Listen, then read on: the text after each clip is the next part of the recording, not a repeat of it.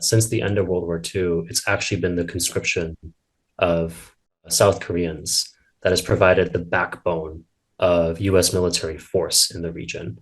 And I think this is very important to understand in terms of grasping what Tricontinental is pointing out in describing South Korea as a US military colony, because functionally it is operating as a colony, both in terms of the US military's access to land and its access to its people as cannon fodder.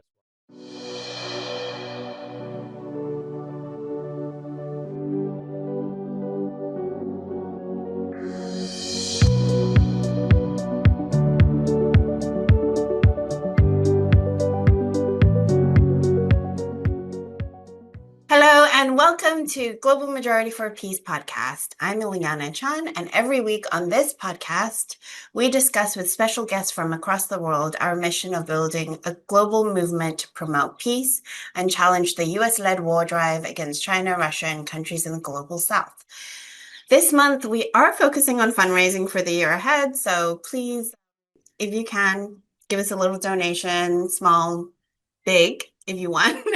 Anything you want, that's fine. And we'll be posting the first part of this interview on YouTube, and then we'll have the full episode on Patreon for members to watch. So please help us sustain our work by becoming members of our Patreon today. You can also find our podcast on Spotify and Amazon Music every Saturday. We are so happy to introduce our amazing guest today to the Global Majority for Peace podcast, Ju-Hyun Park. Ju-Hyun Park is a writer and a member of Nodutdol, who leads the U.S. Out of Korea campaign. Born in the U.S. and raised in part in South Korea, Ju-Hyun is now based in New York. Their work has appeared in Public Radio International, The New Inquiry, People's Dispatch, and Truth Out, among other outlets. Welcome, Ju-Hyun. Thank you so much for coming on Global Majority for Peace. Thanks so much, Ileana. It's great to be here with you. So we usually like to start this interview with just a little bit about yourself and how did you come to your particular worldview? Sure thing. Thanks again so much for having me on.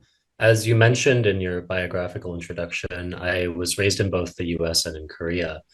And while I was living in Seoul as a teenager, that was actually during the time when the US still had a massive military base right in the heart of the capital. In fact, that military base was actually the former military headquarters of the Japanese colonial government, which was then taken over by the United States.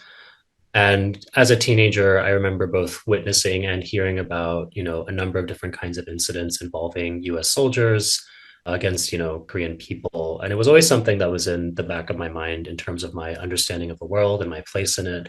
And I would say after returning to the US and gaining a more studied understanding of both US racism and imperialism, I was able to actually connect the dots and more fully understand what the role and the purpose of the US military is, how it fits into the longer history of US imperialism on the peninsula and in the wider region. So I would say that, it was a combination of my intellectual pursuits, my personal life experiences, and family history as well, because like most Korean people, my family was deeply impacted by the Korean War. I have relatives who lost close family members as a result of the war, who had to flee their homes, who had, very early experiences with death and with warfare and witnessing all kinds of violence. And I think these are things that a lot of Korean people find that, especially of our generation, that, older generations, they have these memories and these experiences. They're not always processed and they're not actually always shared. But inevitably, over the course of people's lives, details slip, things come out, stories and secrets are revealed. And I think that that's actually a very common experience for Korean people of my age to do some of that excavation and to learn more about our family history and how it intersects with the broader history of our country and, of course, the US empire. That's really interesting. Thank you for that context. And yeah, that's a really fascinating point. I never really thought about it that way.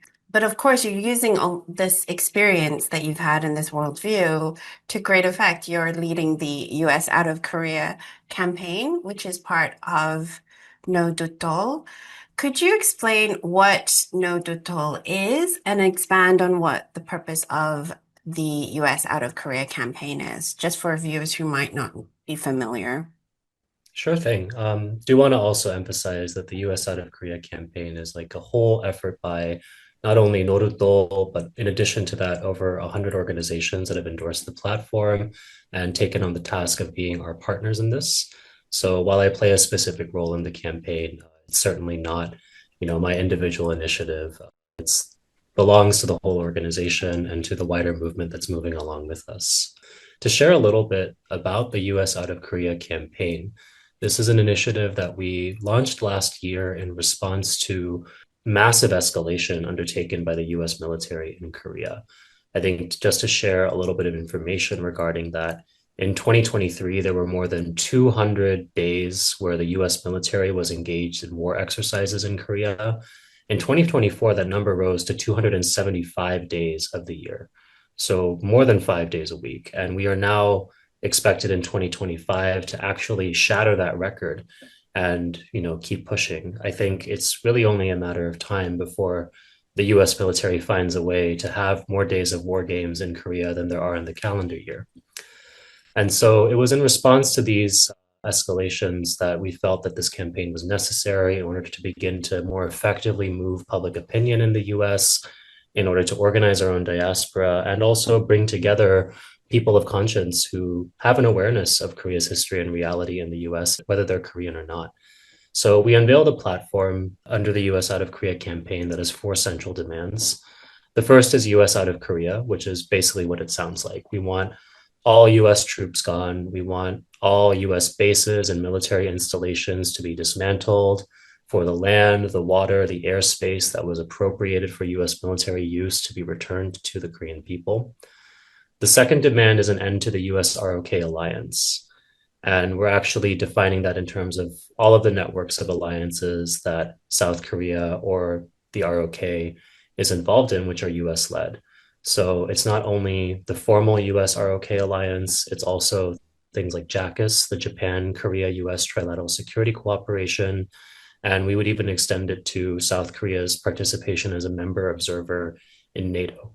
We think that these alliances are dangerous, that they're raising the temperature in the wider region, and that their real purpose is to ensnare South Korea as a junior partner in wars that are not going to benefit the majority of Korean people, but that will result in huge numbers of Korean people being on the front lines of battle, both as soldiers for the empire and as civilians, because unlike the United States, South Korea actually is in the region that politicians in Washington are planning to start wars in. Our third demand is an end to all US aggression against the DPRK, that's North Korea. That means an end to all US military exercises in Korea. It also means an end to the overall hostile policy that Washington has against Pyongyang, and that we are including US sanctions under that. North Korea has one of the most restrictive and draconian sanctions regimes that have been imposed on it out of any country in the world. It's really only comparable to countries like Iran and Cuba. And lastly, we want an end to the war economy. And we're defining that in terms of the massive sums that are funneled from the pockets of US taxpayers, which are primarily the working class, and then handed over in the forms of contracts and subsidies to the war machine.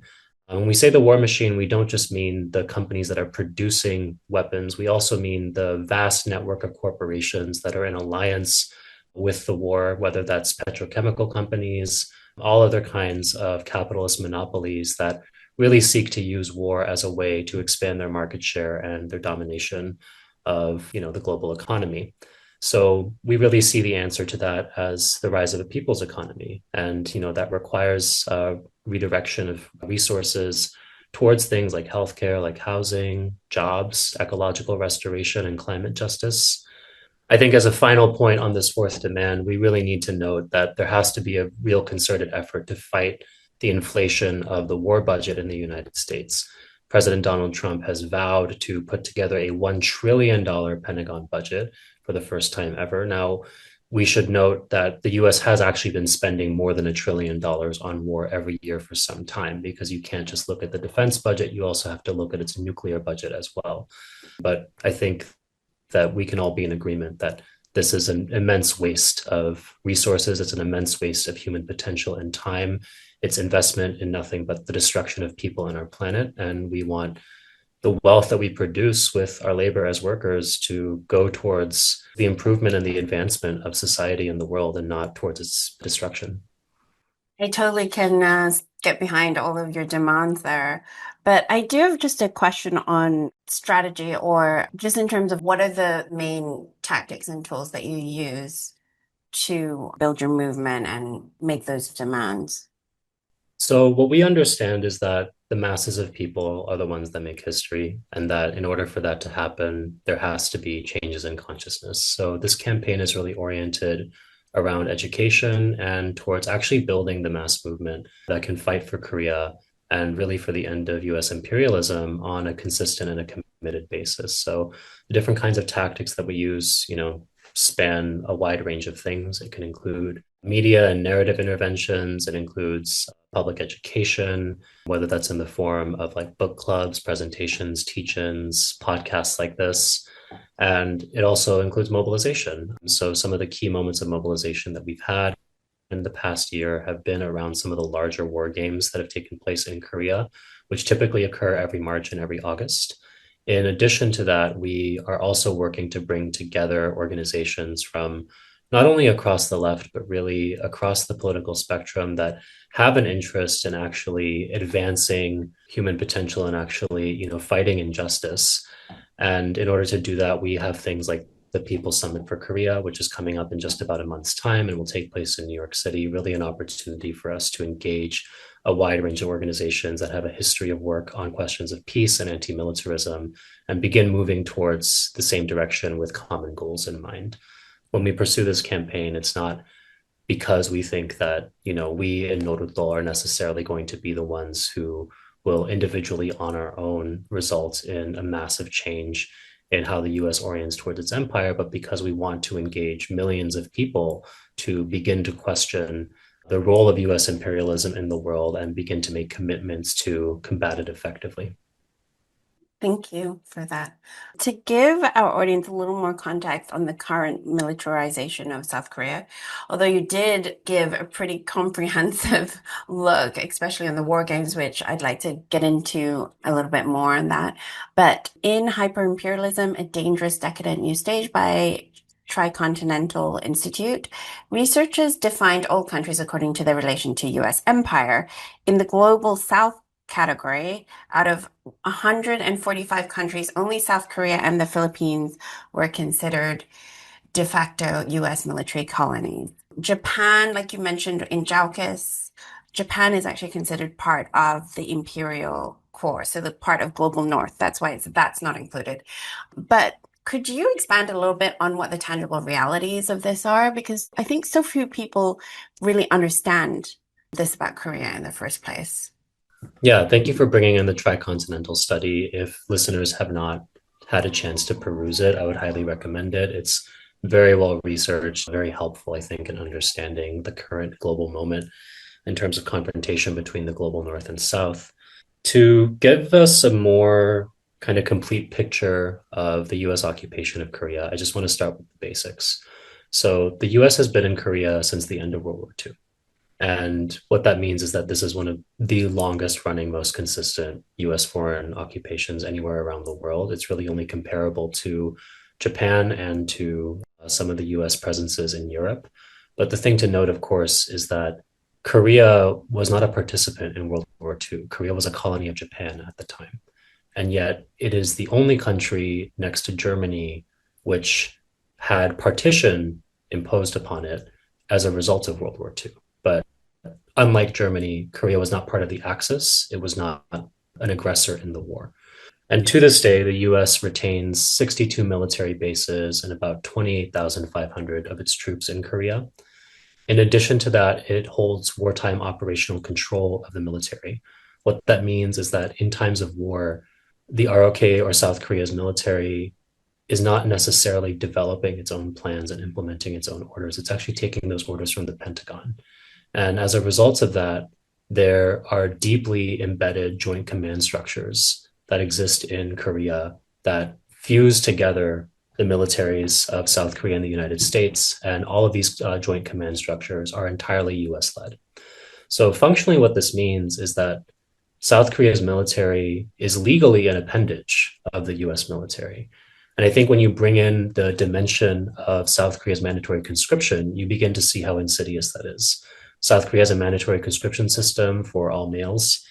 And I think something that's very important to note is that it is really the only country in the US alliance network in the region that has this condition. And as a result of that, it also has the largest standing army of any US ally in the region. South Korea has something like 600,000 active duty troops at any given time and 3 million reserves. And then you compare that to Japan, which was an aggressor in the war, which was the colonizer of Korea, which does also have US bases and a US occupation. I do think that's important to point out, although the majority of these are actually concentrated in Okinawa and not within what's considered kind of like the main homeland archipelago of the Japanese nation. And Japan has also had this so-called peace constitution, which, is beginning to fall apart, and Japan is being pushed to rearm and remilitarize. But functionally, what this means is that since the end of World War II, it's actually been the conscription of South Koreans that has provided the backbone of US military force in the region. And I think this is very important to understand in terms of grasping what Tricontinental is pointing out in describing South Korea as a US military colony, because functionally it is operating as a colony, both in terms of the US military's access to land and its access to its people as cannon fodder as well. There was a recent statement made by the commander of US Forces Korea, General Xavier Brunson, and I think that he really just put the logic of how the US sees Korea in some of the clearest terms that I've seen in some time. So I actually want to read this quote aloud for everyone. He said, quote, "What immediately stood out to me as I looked at the map was this position of the Korean Peninsula. It's on the Asian continent, has a sizable US force posture, is inside the first island chain, and is the closest allied presence to Beijing. At night, from a satellite image, South Korea looks like an island or like a fixed aircraft carrier floating between Japan and mainland China in freedom's front yard." So I think there's a lot of terms that General Brunson uses there that are very instructive. He's referring to South Korea as an aircraft carrier, which, is really reducing the country to its military usage and the empire's capacity to exploit Korea's geography. And he also refers to not just Korea, but the entire region as so-called freedom's front yard, America's front yard. And that's exactly how they operate in this region. And listeners who are familiar with Latin America will also know that the US likes to call Latin America its backyard. So I guess, East Asia and the Pacific are the front yard, Latin America is the backyard. The verdict is still out as to whether there are other side yards that the US is going to claim as well, but we'll see. But I think when you look at the conduct of the US military, you see that they operate with impunity, they operate with entitlement, and that's reflected even in very small things. I think one area where this becomes very clear is in the issue of military pollution. So the US has this massive military presence around the country. And like I mentioned, they also used to have a massive military base in Seoul itself. And in the 2000s, the city government of Seoul actually had to pay to remove nearly 2,000 tons of oil contaminated water right in the heart of the city, just underneath the soil. And I want to point out, this is the municipal government of Seoul, the capital of the country, that is paying for this. It is not the US military. Seoul is not, the municipal government was not responsible for creating this polluted water. It was the United States. But there are many, many incidents just like this where the US dumps carcinogens into the soil, into the water. There have been cases found where the US was illegally and secretly burying drums of Agent Orange inside Korea. And in every single one of these cases, the US simply refuses to pay. It's all left up to South Korea to handle the cleanup. And of course, that comes out of the pockets of Korean workers who are additionally being exploited by multinationals that have a large presence of US capital in them as well. And I think, another thing that Brunson is really highlighting here when he's talking about Korea's significance and how he sees Korea's importance to the US empire is the centrality of the peninsula to US power projection in the wider region. Something I like to point out is that if you take Northeast Asia, so let's define that as roughly from the Taiwan Strait up to the far eastern end of Russia. If you just draw that a big circle around that region, what you will find is that the Korean Peninsula basically sits right in the center. And so that makes it a very effective pivot point militarily in order to control the wider region. And there's all these other factors that, General Brunson names himself, like the fact that it's on the Asian continent, right? And so that's reflected in the type of occupation that you see in Korea as well. The largest base that the US has in the entire Indo Pacific is located in Korea at Camp Humphreys. It's 3,500 US acres, which I believe is about 1,500 hectares for those metric listeners. And, this is just an absolutely massive military base that is unlike anything you'll see really in most parts of the world. Like, even by some statistics, it might actually be the largest US base outside of North America. Korea is also the location of THAAD, which is the Terminal High Altitude Aerial Defense System. This is part of the US's missile shield architecture that protects its wider network of bases across the Pacific. And while, they like to say that THAAD is there to protect South Koreans from North Koreans, that's actually not true because the technology is designed to stop long range projectiles, long range missiles. You don't need long range missiles in a war that's isolated to the Korean Peninsula, right? So why do you need to block long range missiles? It's to protect US cities. It's to protect US bases in Japan, in Guam, in, other parts of the Pacific, like in occupied Hawaii, right? And so I think that understanding that Korea is not just another country that the US is occupying, but it is actually a very strategic point that the US is occupying, helps us understand the stakes and helps us understand why the occupation looks the way it does and why the US is as invested as it is. And one last note I want to touch on is the human cost of all of this, right? We're now just a few days out from the 23rd anniversary of the deaths of Hyosun and Mison, who were two middle school girls that were run over by a US military vehicle during a war drill back in, I believe it was 2002. Yes. At the time, this sparked massive outrage in South Korea over the US military presence. And I think it's incidents like this that are very instructive because if you examine them, it becomes very, very clear who exactly holds the power in the situation, who are considered equals and who are not. And I think the thing that you see time and time again is that Koreans are effectively second class in their own country because the first class, of course, belongs to the United States military and all those who are in alliance with them from a class standpoint. Yeah, we're definitely going to get into a little bit more of that, but I just had one thought. I was reading some news lately. Did you hear about, I think it was Pete Hegseth or someone anyway from Trump's admin that was sort of suggesting that these countries like Korea should actually start paying for for military bases, for the honor of hosting. Yeah, that's been a reality in Korea for close to a decade now, actually. It was under the first Trump administration that the US began to demand payments of close to $1 billion a year from the South Korean taxpayer to the US in order to pay for the privilege of occupation. Trump has said he wants to actually increase that figure potentially up to 10 times as much. And he's actually using tariff negotiations because South Korea's economy is very dependent on exports to the US in order to try to squeeze that out of the Korean people. And I think the thing to note is that, as I mentioned before, with the environmental cleanup and all these other things, Koreans are already paying for the occupation, actually. I mentioned Camp Humphreys before, one of the largest US bases in the world. In order to expand Camp Humphreys, there were thousands of acres of land that were stolen from local farmers. In addition to that, South Korea actually directly paid for the construction of the expanded base by a figure of almost $11 billion. This is a military base that has two golf courses, right? These are the kinds of things that were being paid for the US military and US officers by everyday working Korean people. Insane. Also, just to make it even more worse, but at the end of last month, Nodutdol posted about the South Korean Ministry of Justice report that found a nearly 70% increase in US military crimes from 2018 to 2023. For context, there are more than 24,000 US troops stationed in South Korea. Can you expand on the findings and repercussions, if any, from the publishing of the report? Yeah. So the report details everything from DUIs to property crime and theft to assaults. So it's a wide range of types of crimes that are included in this. And there were nearly 600 incidents in 2023 alone. What's key to understand, however, is that under the Status of Forces Agreement, which is a military treaty governing the presence of US troops in Korea, US soldiers actually enjoy very broad protection from ROK law.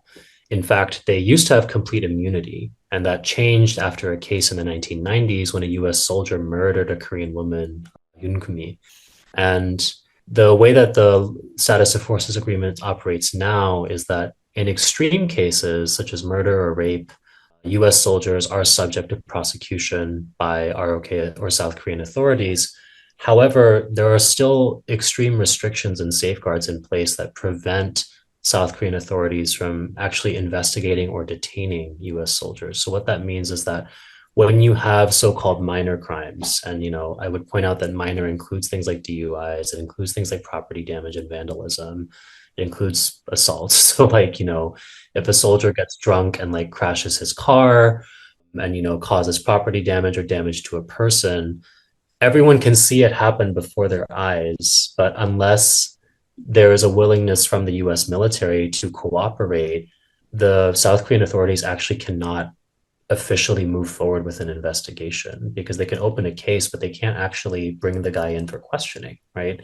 And so, from a legal standpoint, that means that these cases are officially unsolved, but they're being reported in this way as U.S. military crimes because essentially the details of what happened make it very, very evident that these were crimes that were, if not absolutely, then very likely committed by U.S. soldiers, right?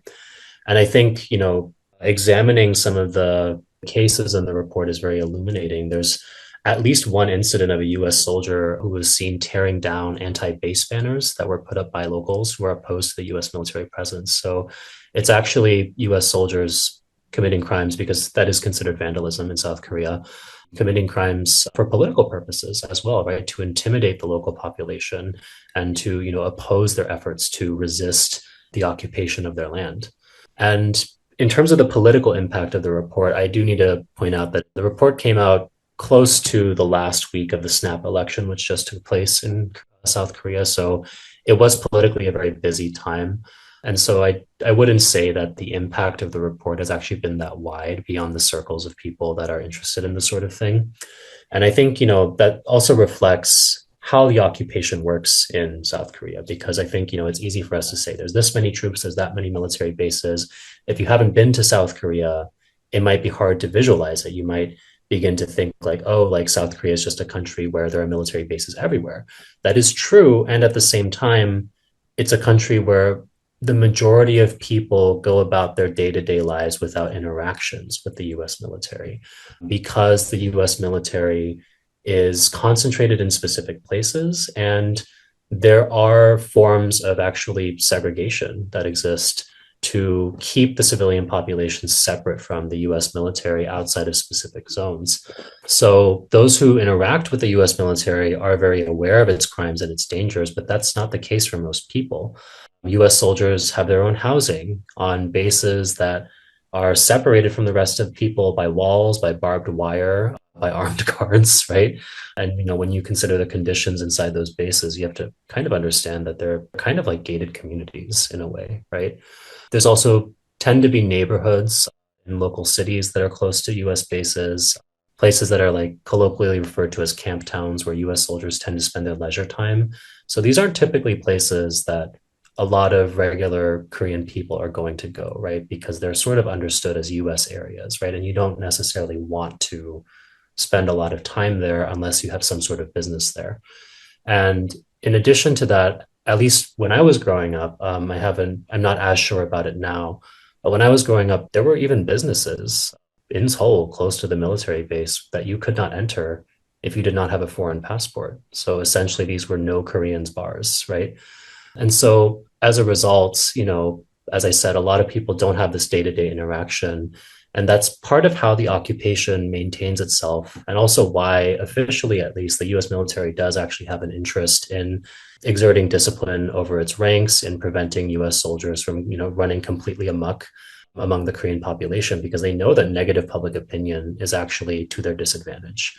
But, as we see from the report, you can still have a situation where you have close to 600 crimes in a single year, despite, these official attempts at discipline and control over the soldiery. Thank you for watching the first part of our interview. Please head over to patreon.com/Empire Watch to watch the full episode.